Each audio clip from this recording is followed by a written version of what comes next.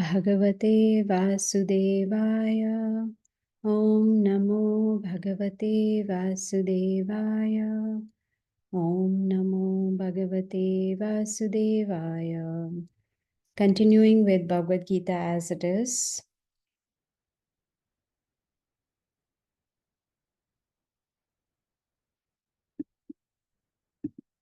Chapter number 11, text number 32. Shri Bhagavano Vacha Kalo Asmi Lokaksha Krita Pravriddho Lokan Samaruttam Iha Pravrataha Rite Api Tvam Na Bhavishyanti Sarve Ye Vasthitaha Pratyanikeshu Yodaha. Translation by Srila Prabhupada. The Supreme Personality of Godhead said, Time I am, the great destroyer of the worlds, and I have come here to destroy all people. With the exception of you, the Pandavas, all the soldiers here on both sides will be slain. Om Agyanatimirandasya Gyananjana Shalakaya Chakshurunmilitamena Tasmai Shri Gurave Namaha. Thank you all for coming. And today we will cover a few verses from 32 to 44. And in these verses, we will learn from Krishna how we can become divine, how we can attain divinity. Now, this verse that I recited just now is very powerful. Here, Krishna is saying, Time I am.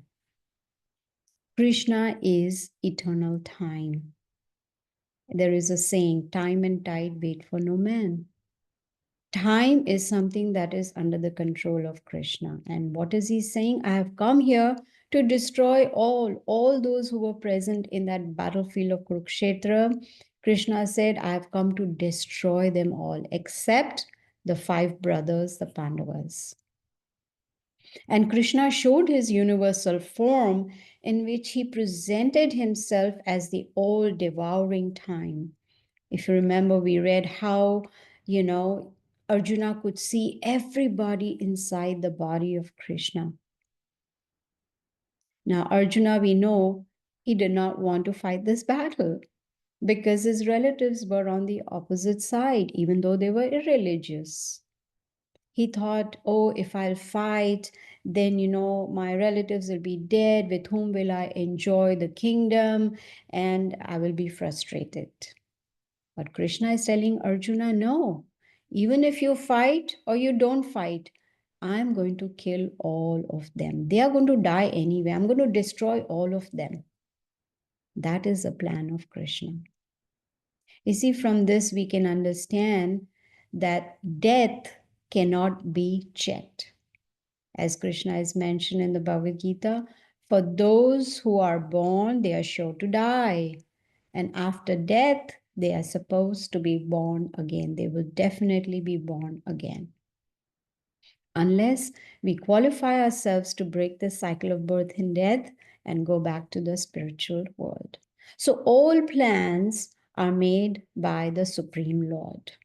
But here, even though Krishna says, I'm going to destroy all of them, he's giving an opportunity to Arjuna to kill them and take the credit. So everyone will be like, wow, what a great fighter Arjuna is. He killed so many warriors in the battle. Krishna wants to give the credit to his devotees. But at the same time, he's explaining to Arjuna, time is destruction. That is law of nature. See, our plans, they cannot supersede Krishna's plans. No. His plan is the ultimate authority. And we must have noticed that in our lives, right? Man proposes, God disposes. We make plans. Not all plans are successful because the ultimate authority is Krishna, and he's the one who sanctions our plans if he thinks they are good for us, if he thinks they are based on our past karma. So Bhagavad Gita teaches us how to understand Krishna's plan. Once we understand Bhagavad Gita with the help of a bona fide spiritual teacher or a guru, then we will be able to become divine. Then we will experience divinity. So, what is the purpose of Krishna coming down to this earthly planet 5,000 years ago? This, to destroy all irreligious people. In other words, he's explaining to Arjuna that you'll be victorious. So you don't have to get frustrated or cry or, not wanting to fight. No. But when Arjuna saw Krishna's universal form, he was puzzled. And he inquired from Krishna, "What is your mission? Why have you come?" And Krishna said, "I have come here. I'm presenting myself in the form of all devouring time. So, Arjuna, get up and fight. Don't be a coward. You have to conquer your enemies. Once you conquer, as I'm telling you, you will be victorious. I'm telling you the end result of the battle right now before the battle has started. I'm telling you, you're going to win the battle. So you conquer your enemies, and you do because I want you to do. It is my plan. And what will be the end result? You'll enjoy the kingdom. All these warriors that are present in this battlefield, they are dead by my arrangement. I want you to become my instrument. Krishna wanted to give credit to Arjuna. And that's why he addressed Arjuna as Savyasachi. That means someone who's expert in shooting arrows. And we know Arjuna was the best one. He was the topmost when it came to shooting arrows. And he was capable of killing his enemies. So Krishna wants Arjuna to fulfill his plan, become his instrument. You see, when we work under the plan of the Lord, then we are safe. Then we don't have to worry about whether I'm committing any sins or I'm not. Is my life sinful or not? If we follow Bhagavad Gita as it is, if we follow the purports of Srila Prabhupada, if we follow Krishna's instructions that he's giving to Arjuna for our benefit, if we follow everything that is given in the Bhagavad Gita, put it into practice, then we are safe. Then we know we are leading our lives in the proper way it is supposed to. You see? So, if we understand man proposes, God disposes, it is Krishna who is in charge and his will is the topmost ultimate authority, then we are safe. Sometime back, maybe last year, I had come across an advertisement. And this is true. This is not a story. And there was a picture of a lady, and I forget her name, but that picture is very clear in my mind. So she had a picture, and next to her, she had a wooden coffin. And she had put there for sale. She was selling the wooden coffin, which was brand new. And at the bottom, she wrote, "My husband outlived his final days," which means I expected him to die, but he's still alive. So I don't need the coffin. And that's why coffin is for sale. Just see the state of consciousness in Kali Yuga. She planned, she thought my husband is going to die now very soon. So let me order the coffin. But it's Krishna's plan. No one can supersede his plan. This material world is, we have come to this material world to actually rectify ourselves. We are trying to lord it over. We are trying to be controllers. We are trying to be the boss. We want to control everybody. There was this man who used to go to work, but he was very frustrated because his boss was, overwhelming. It was too much pressure from his boss. The boss would say, "Sit here, do this, go there, do that." And he was so frustrated. And when he would come home, he would throw that frustration on his dog, and he would, yell at the dog and say, sit here and go there, fetch the ball, etc. That is inherent in us to be the boss. We want to control. We don't want anyone to control us. But that's not how it works. We have tried to lord it over, but we have failed. But if we understand the Supreme Lord's plan, and if we lead our lives according to the Bhagavad Gita in a Krishna conscious way, then we'll be happy. Looking for happiness, but we don't know where to find it. But Bhagavad Gita is teaching us how to be happy. So, this whole battle of Kurukshetra also was Krishna's plan.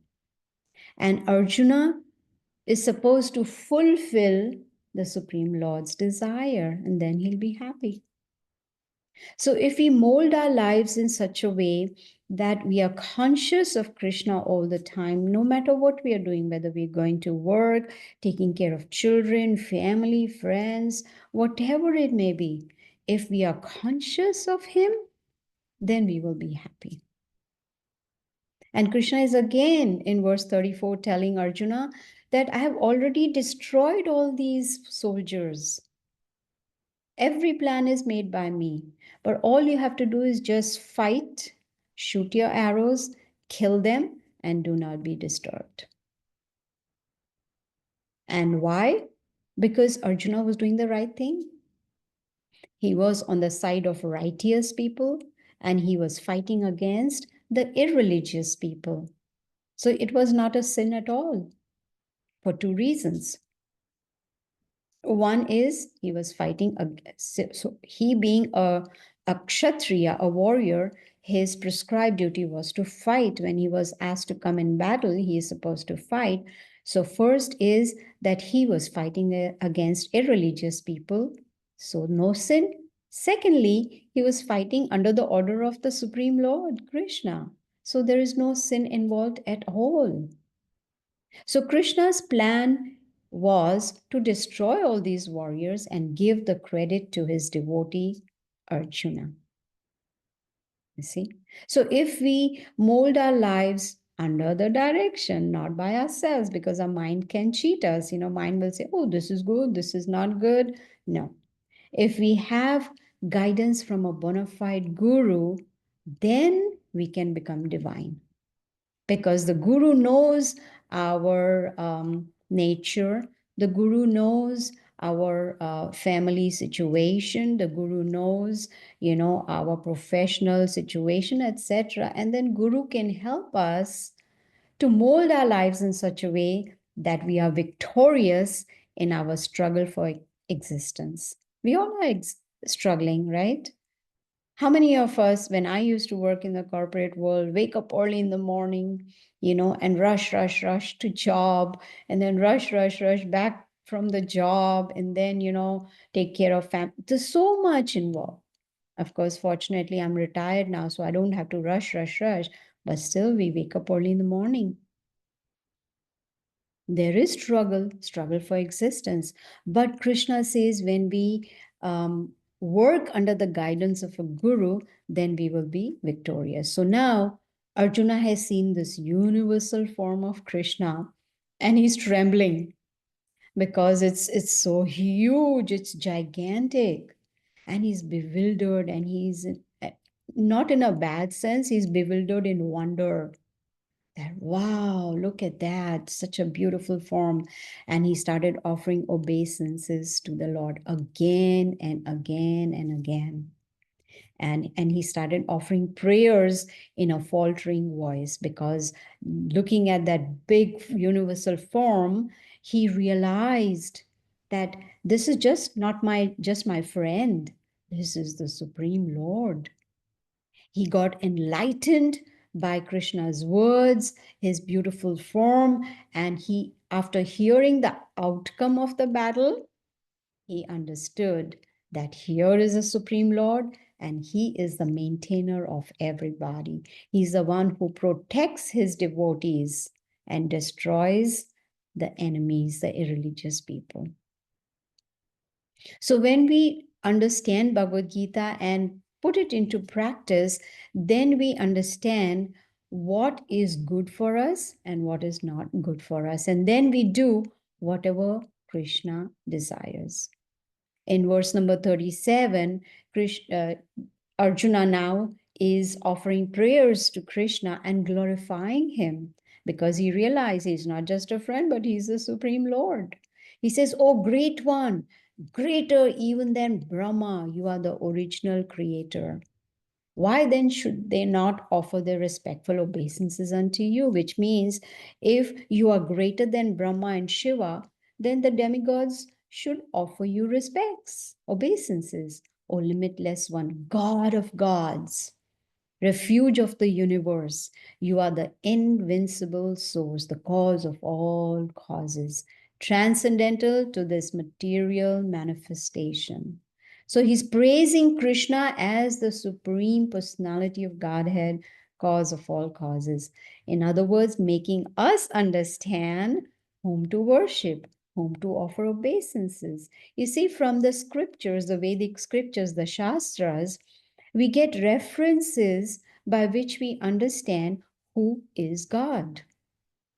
And Arjuna is telling Krishna that you are the soul of all, you're all pervading. And now Krishna has done a demonstration of his universal form.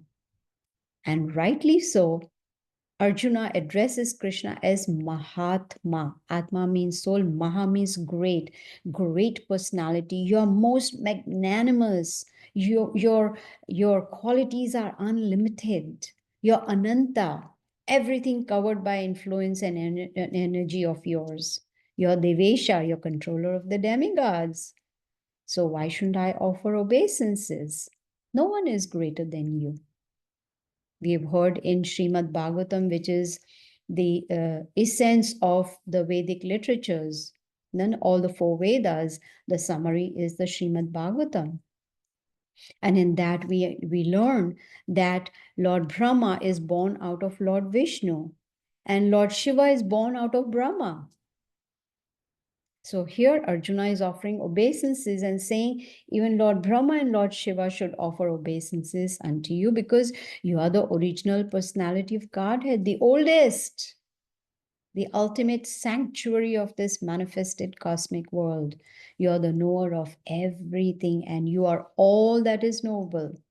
You are the supreme refuge above the material modes, right? There are three modes: ignorance, passion, and goodness, but Krishna is above.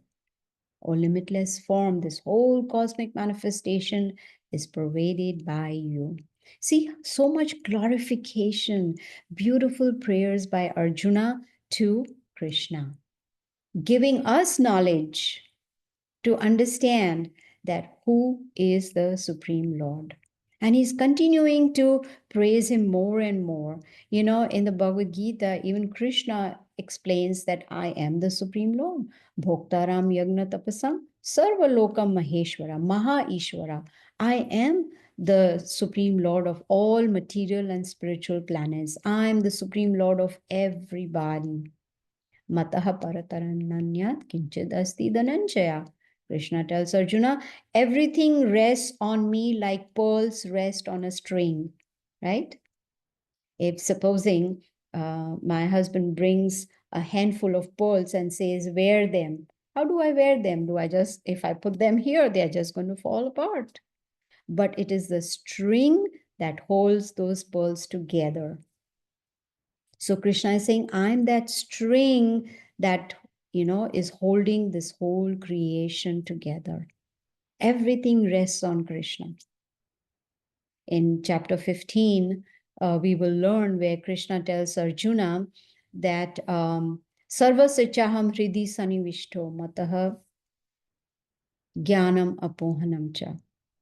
Matah Smritir Jnanam Apohanam Cha. Vedes Cha Sarver Aham Eva Vedyo Vedanta Krit Veda Vid Eva Chaham. What does that mean? That I am the compiler of the Vedas. Krishna is telling Arjuna, I am the one who compiles the Vedas. And what is the purpose of Vedas? To know me, to know Krishna. And what is Bhagavad Gita? Is the essence of all the Vedic literatures. So Krishna is worshipable by all because he is the original supreme personality of Godhead. And Arjuna is calling him the oldest, knower of everything. You are heir And you're the supreme controller. You're fire, you're water, you're the moon, you're Brahma, the first living creature, and you are the great grandfather. I therefore offer my respectful obeisance unto you 1,000 times again and again. So here Krishna is addressed as air. Can we exist without air? No. We need to breathe to live. Air is very, very important. Krishna is addressed as air. Air is the most important representation of all demigods. And he's calling him great grandfather. Why? Because Krishna is the father of Brahma, and Brahma is the first living creature who is our grandfather. So automatically, Krishna becomes the great grandfather. Now, Arjuna, he's offering so many obeisances. Previously, he understood him as a best friend, but now he has accepted Krishna as the guru, spiritual master. And he understands that he's a spiritual master of all living entities. And now that he realized what his position is and what is Krishna's position, he's begging for forgiveness. Now, one may say, why? Because, when we have a friendly relationship, we are very casual, right? We may, hit someone, a friend on the shoulder and say, hey, what's up? Kind of, but we can't do that with the Lord, right? So Arjuna, because of that friendly relationship, he had made many informal gestures. He did not take this friendship very seriously. He didn't know that this is God. So now he's begging forgiveness that I may have addressed you, oh my friend, not realizing that you're the Supreme Lord. But now I know. So please be kind to me and forgive my, attitude, friendly attitude that I had before, my informal gestures. But Krishna is so kind. He still is, even though he, being the Supreme Lord, was playing with Arjuna like a friend, it was a loving reciprocation. So now a question may arise, why is Arjuna again and again repeating, Krishna, you're the Supreme Lord, Krishna, you're the Supreme Personality of Godhead? Why? Because we people in this material world are not very smart. We need to hear it again and again and again. Repetition is what puts that knowledge into our heads. And that's why he's repeating so we can understand the supremacy of Krishna. That he is the Supreme Lord and he's also the spiritual master, the Guru, Adi Guru. He's the one who gave this Vedic knowledge to Brahma, the first living creature. And this is how this knowledge, the spiritual science is coming down in disciplic succession. We've read that in chapter 4 of Bhagavad Gita, Evam Parampara Praptam Imam Rajarshayo Viduhu. That this knowledge is coming down in strict disciplic succession. Krishna spoke it to Brahma, Brahma to Narada, Narada to Vyasa, Vyasa to Madhva. Like that, it has come down. And number 32 is Srila Prabhupada, whose purports we read in Bhagavad Gita as it is. So here Arjuna is making us understand the immeasurable greatness of Krishna. No one is equal to him and no one is above him. And we've already got many references from the scriptures, but Arjuna is confirming it now.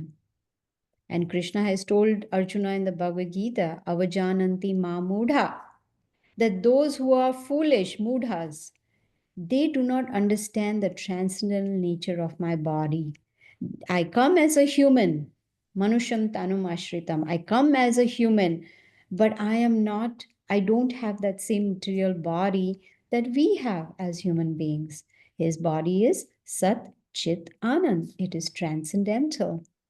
Prabhupada explains that Krishna, when we offer him food, the food that we prepare to make it into blessed food, prasadam, when we offer food to him, he can eat with his eyes. Can we eat with our eyes? No, but he can because his body is transcendental. Janma karma cha me divyam evam yo veti tatva tyaktva deham punarjanma naiti mameti. So Arjuna.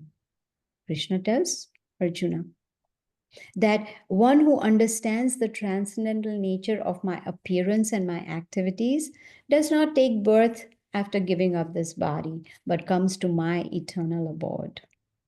You see? So that is the position of Krishna.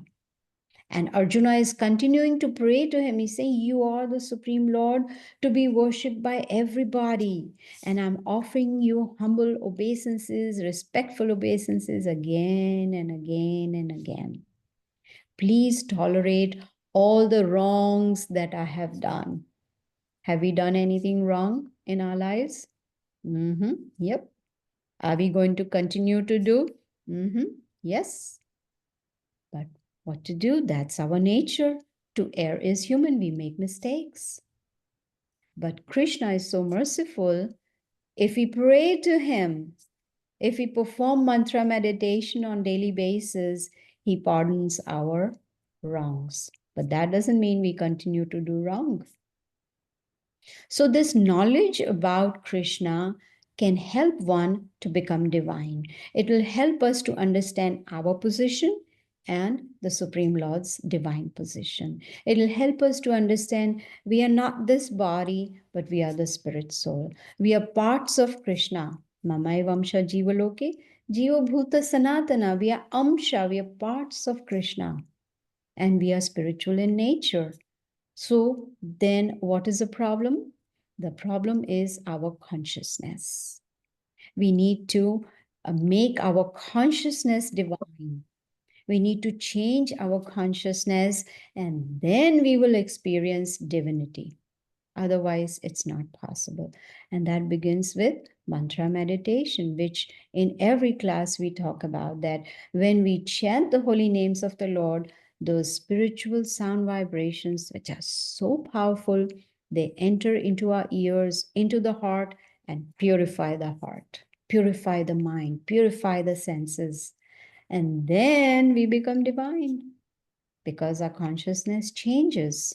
So it's my very humble request to all of you. I know most of you are chanting the Hare Krishna Maha Mantra every day, but if you're not, then please start chanting. And if you're chanting, then please increase your chanting. Sometimes when I meet my students and I talk to them and I ask them, how is your chanting? They say, yes, very good. I was so impressed by Isel. Last week, she told me she's chanting 2 hours every day. That is just amazing. So if we are chanting 1 round, 2 rounds, 3 rounds, we need to increase them. Because children, they chant 1 round, 2 rounds, 3 rounds. We are adults. So we should chant at least 8 rounds every day. Give that time to the Lord so that we can experience divinity. Very, very important. Because there is no other way in Kali Yuga, no other way, no other way, no other way except chanting, chanting, chanting. That is the process. So I am going to chant 10 times like we usually do the Maha Mantra. I think everybody on Zoom is aware of the Maha Mantra. So please chant with me. And then when you are by yourself at home, please chant as many times as possible. Okay. We'll just chant 10 times right now. Hare Krishna, Krishna Krishna, Hare Hare, Hare Ram, Ram Ram, Hare Hare. Hare Krishna, Krishna Krishna, Hare Hare, Hare Ram, Ram Ram, Hare Hare. Hare Krishna, Krishna Krishna, Hare Hare, Hare Ram, Ram Ram, Hare Hare. Excuse me. Hare Krishna, Krishna Krishna, Hare Hare, Hare Ram, Ram Ram, Hare Hare. Hare Krishna, Krishna Krishna, Hare Hare, Hare Ram, Ram Ram, Hare Hare. Hare Krishna, Krishna Krishna, Hare Hare, Hare Ram, Ram Ram, Hare Hare. Hare Krishna, Krishna Krishna, Hare Hare, Hare Ram, Ram Ram, Hare Hare. Hare Krishna, Krishna Krishna, Hare Hare. Hare Ram, Ram Ram, Hare Hare, Hare Krishna, Krishna Krishna, Hare Hare, Hare Ram, Ram Ram, Hare Hare, Hare Krishna, Krishna Krishna, Hare Hare, Hare Ram, Ram Ram, Hare Hare. You see, it's very, very simple. So I'm going to end now. If anyone has any questions or comments, you are welcome to ask. And thank you so much for joining.